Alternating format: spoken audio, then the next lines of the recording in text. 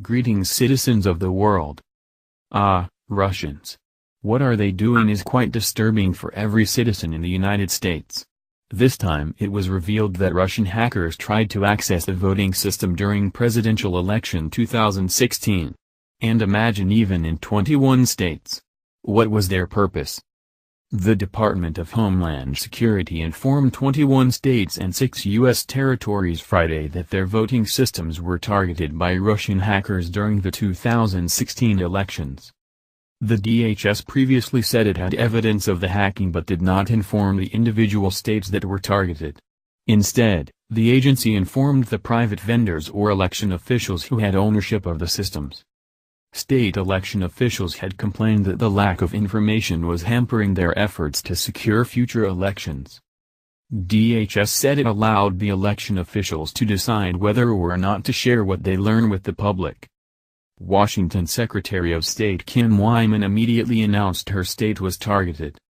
There was no successful intrusion and we immediately alerted the Federal Bureau of Investigation of the activities, she said in a statement, the Seattle Times reported. Wyman said the notice from the federal agency confirmed information her office previously shared with federal security officials last year. The security protocols we already have in place made us aware of these attempted intrusions by Russian IP addresses throughout the course of the 2016 election, Wyman said. Wyman's office said in June it had no knowledge of its election systems being targeted. In June, former Department of Homeland Security Secretary J. Johnson told a House panel that Russian hackers did not change any votes cast in the 2016 U.S. presidential election.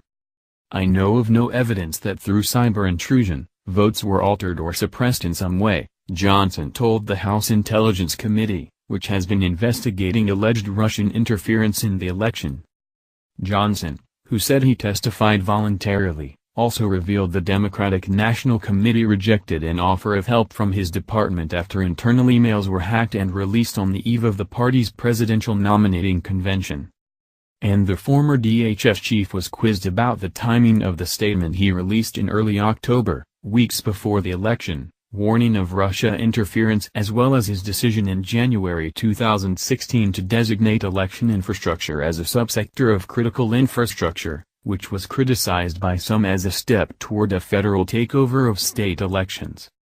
The Washington Post reported in June that U.S. intelligence had the outlines of the Russian assault on the U.S. election, but President Obama chose not to respond.